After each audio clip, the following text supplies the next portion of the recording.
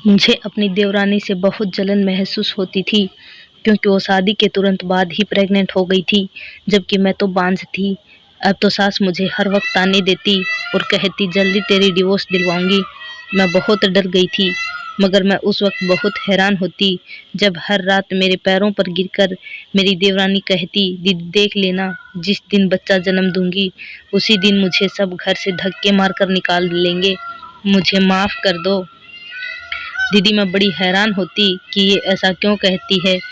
जिस दिन डिलीवरी का वक्त हुआ, देवरानी मुझे अपने साथ अंदर ले गई और चुपके से बोली, इस बच्चे को लेकर भाग जाओ, वैसे भी तू बांझ है। मैं बहुत खुश थी और फौरन बच्चे को लेकर भाग गई।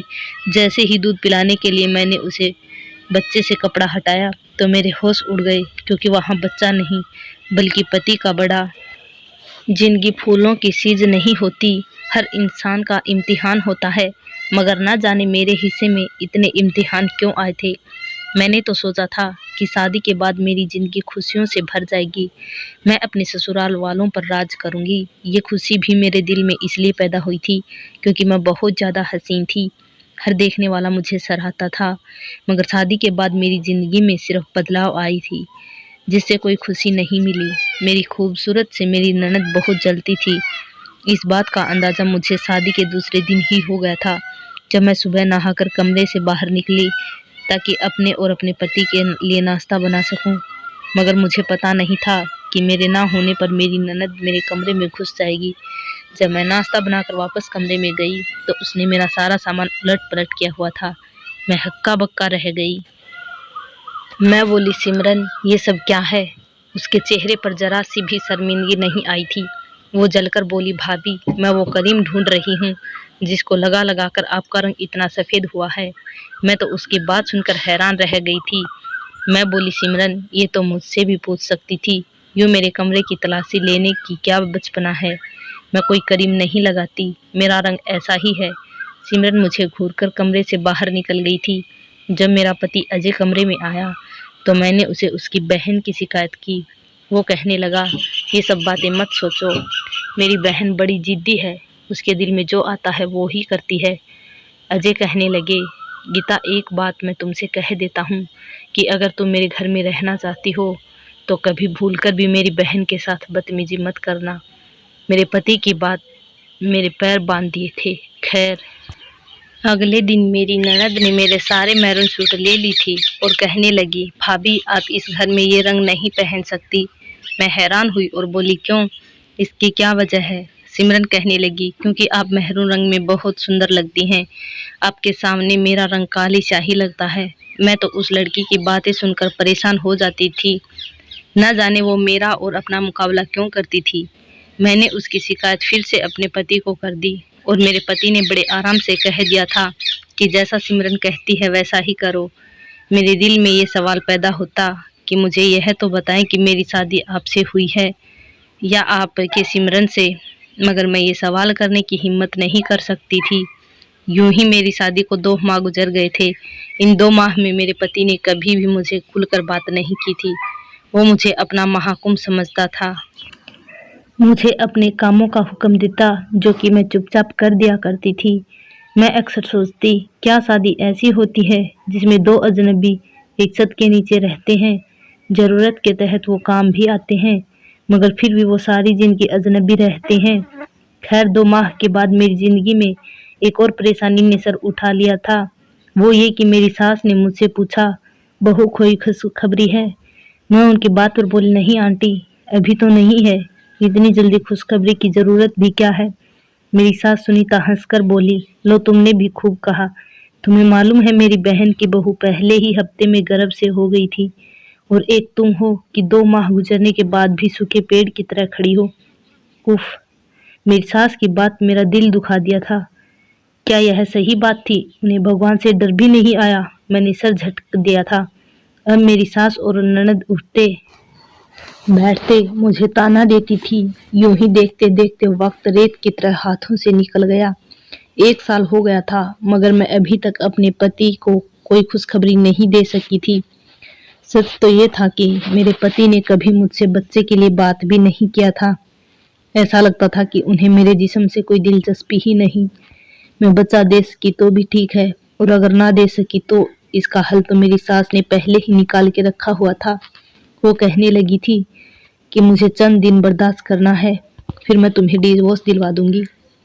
मुझे एक दिन रोते हुए पति से सास की शिकायत की थी। उन्होंने ये कहा है मुझसे कि वो मुझे तलाक दिलवा देगी। अजय कहने लगा, मैंने मम्मी के कहने पर तुमसे शादी की थी, अगर वो कहेगी तो मैं तुम्हें छोड़ दूंगा।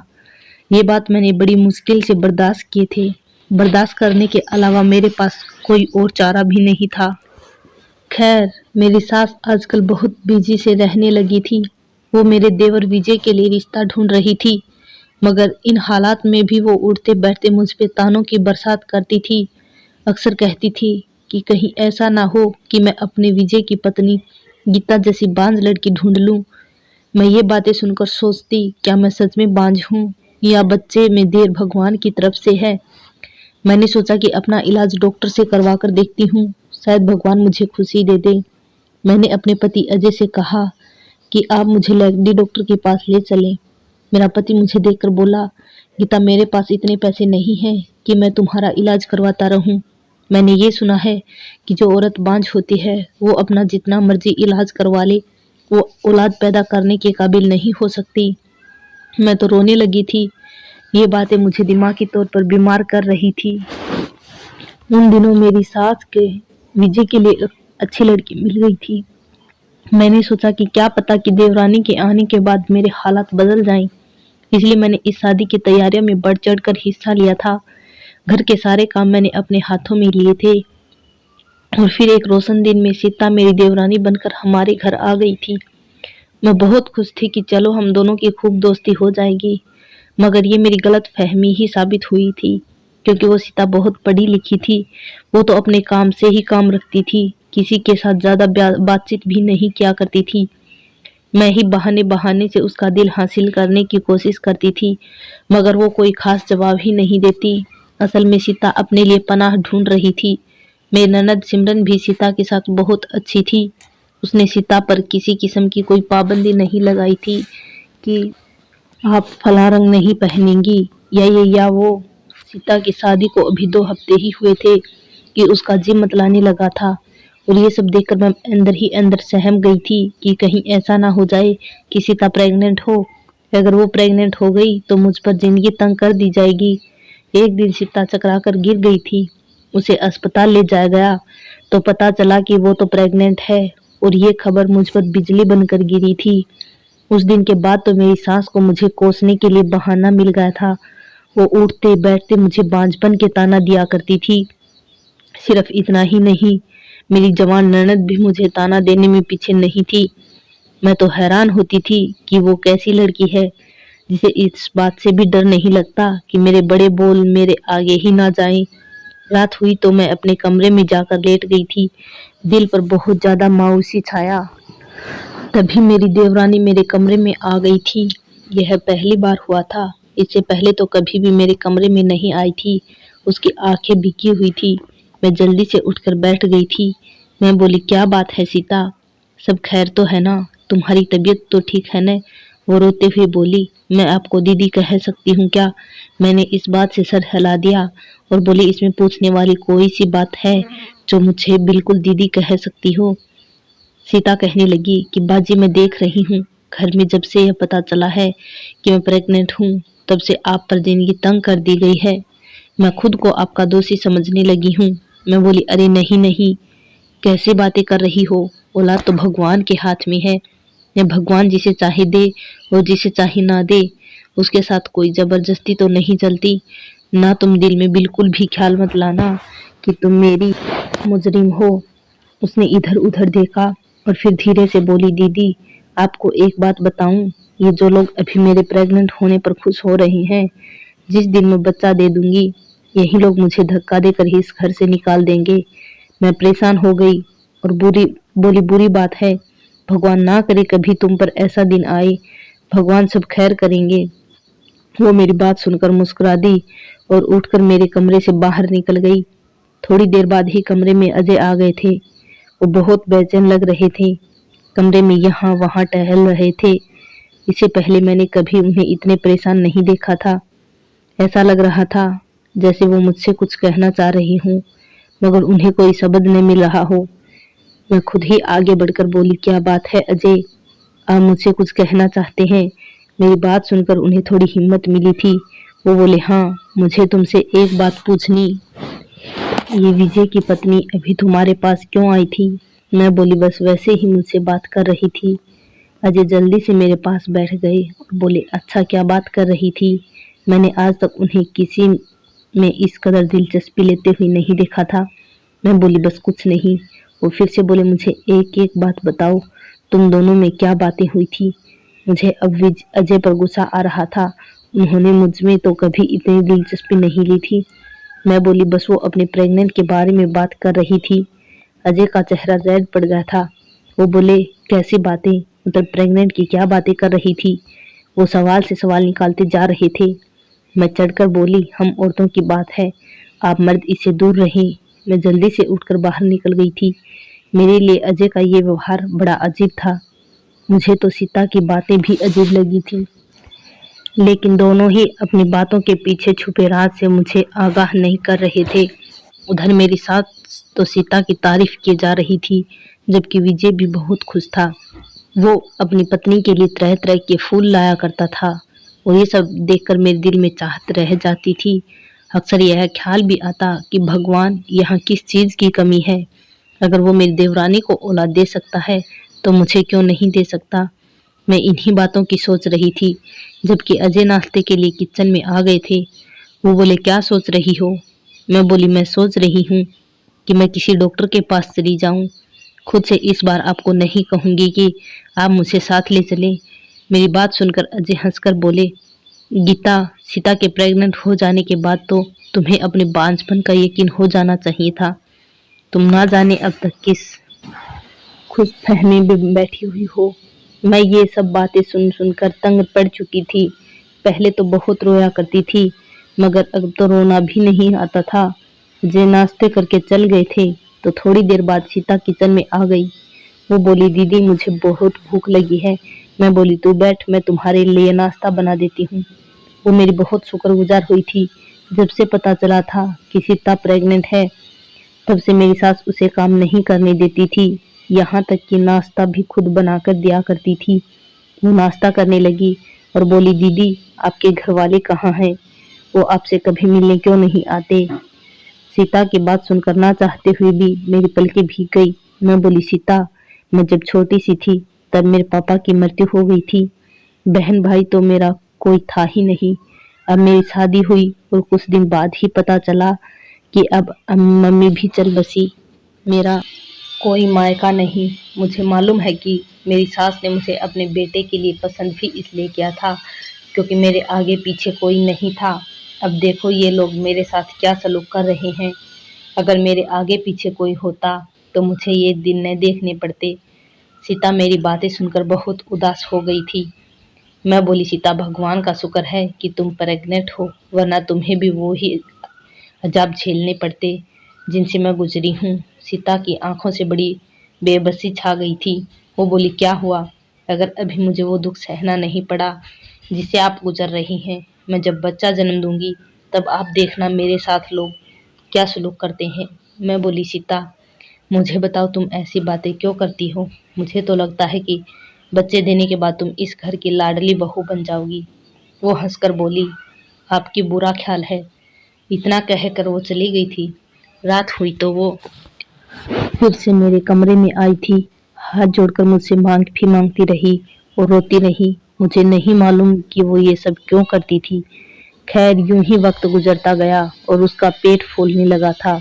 उसकी डिलीवरी के दिन जो करीब आते जा रहे थे तो वो बहुत ज्यादा परेशान रहने लगी थी।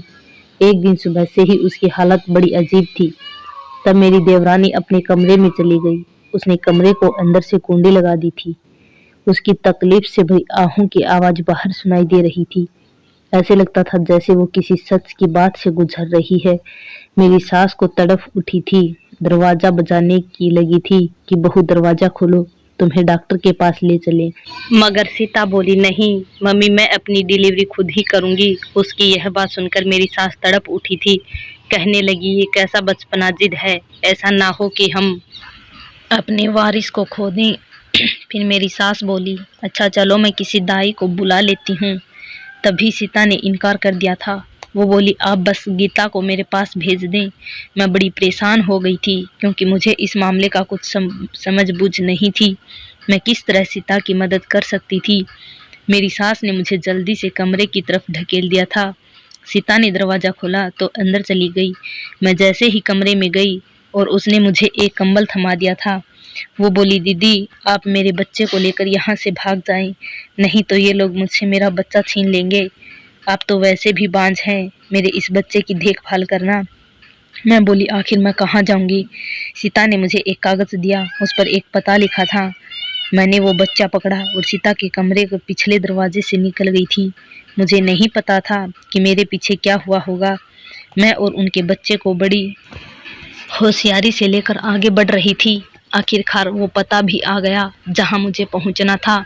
मैंने दरवाज़ा खटखटाया तो एक आदमी ने दरवाज़ा खोला था। वो मुझे देखकर बहुत हैरान हुए और बोले, आप तो सीता की जेठानी हैं न। मैंने इस बात से सर हिला दिया। वो बोले, आइए आइए। वो मुझे अपने साथ अपने घर में ले गए थे। वहाँ सीता की मम्मी और बहन भाई मौजूद थे और उसकी मम्मी ने मुझसे पूछा कि आपकी गोद में क्या है। तो मैं बोली, सीता का बच्चा है, उसने आज ही इसे जन्म दिया है। मेरी बात सुनकर सीता के मम्मी पापा और बहन भाई बहुत खुश हो गए थे और उसकी मम्मी ने जल्दी से आगे बढ़कर बच्चे के मुंह से कंबल हटाया। ये देखकर हम सब दंग रह गए कि वहाँ बच्चा नहीं बल्कि मेरे पति का बड़ा। हम सब लोग हक्का बक्का रह गए थे। सब लोग मुझे अजीब निगाहों से देखने लगे थे और सीता की मम्मी बोली, बेटा तुमने हमसे इतना बड़ा झूठ क्यों बोला। मैं रोने लगी थी। मैं बोली, नहीं आंटी, मैंने आपके साथ कोई झूठ नहीं बोला, बल्कि ऐसा मजाक तो मेरे साथ सीता ने किया है।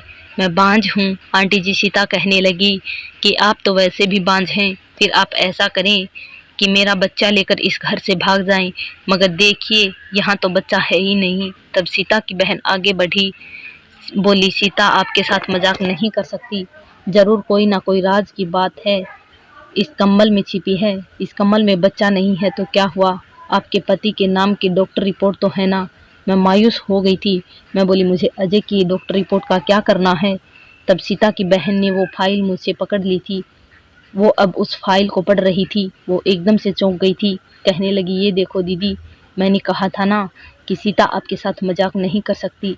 असल मजाक तो आपके साथ आपके पति और आपकी सास ने किया है। ये बात सुनकर दंग रह गई थी। मैं फूट फूट कर रोने लगी थी। मैं बोली, अगर उन्हें ये सब मालूम था तो फिर वो मुझ पर जुल्म क्यों ढालते रहे। अजय की रिपोर्ट के नीचे ही विजय की रिपोर्ट भी थी। उसमें भी यही लिखा था कि विजय भी बांझ है। तब तक लोग चौंक गए थे और सीता की बहन बोली, दीदी सीता ने आपके हालात देखकर झूठ मूठ का ड्रामा रचाया होगा कि वो प्रेग्नेंट है, क्योंकि वो जानती थी कि अगर वो ऐसा ना करती तो घर में सब उनसे भी नफरत करने लगते। सीता ने ड्रामा रचाया तो उसकी सास को लगा होगा कि शायद मौत सा हो गया और मेरे बेटे की खामी दूर हो गई, जबकि वो तो उन लोगों के साथ रहकर उनका राज मालूम करना चाहती थी। असल राज तो यह है कि वो दोनों भाई औलाद पैदा करने के काबिल ही नहीं हैं।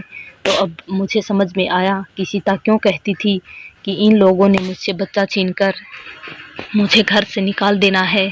सीता के मम्मी पापा बोले, हम अपनी बेटी को उस कमीने के घर से वापस लेने जा रहे हैं। मैं बोली, अंकल मैं भी आपके साथ चलूँगी। वो राजी हो गए थे। हम सब जब मेरे ससुराल पहुँचे तो ये देखकर दंग रह गए थे कि मेरी सास और ननद बहुत बुरी तरह से सीता को पीट रही थी और कह रही थी कि तुम्हारी इतनी हिम्मत कि तुम हमारे साथ झूठ बोलो। अंकल को बहुत गुस्सा आया। उन्होंने पुलिस को फ़ोन कर लिया कि मेरी बेटी की ससुराल वाले उस पर जुल्म कर रहे हैं। अजय भी अपने कमरे से बाहर आ गया तो मैं आगे बढ़ी और एक जोरदार थप्पड़ मारकर उसके मुंह पर मारा और फिर थूक कर बोली, मैंने अपनी ज़िंदगी में तुम जैसा कमीना इंसान नहीं देखा। तुम मुझे भरोसे में लेकर अपनी खामी बता सकते थे, मैं तब भी तुम्हारा साथ देती। अगर हम बच्चा खरीद लेते कोई दिक्कत नहीं होता, मगर तुम लोगों ने तो मेरा जीना हराम कर दिया था। तुम लोगों ने मुझे नफियती बना दिया था। मुझे फ़ौरन डिवोर्स दो। अजय ने तो मुझे डिवोर्स दे दी, मगर विजय बोला कि मैं अपनी पत्नी को डिवोर्स नहीं दूंगा। मैं उसे इस धोखे का मज़ा चखाऊंगा जिसने मुझे पिछले 9 माह से रखा हुआ था। इतने में पुलिस आ गई थी। पुलिस ने दोनों भाइयों को अपनी पत्नियों पर जुल्म करने में गिरफ्तार कर लिया था। उसके बाद सीता के मम्मी पापा मुझे अपने साथ ले गए थे।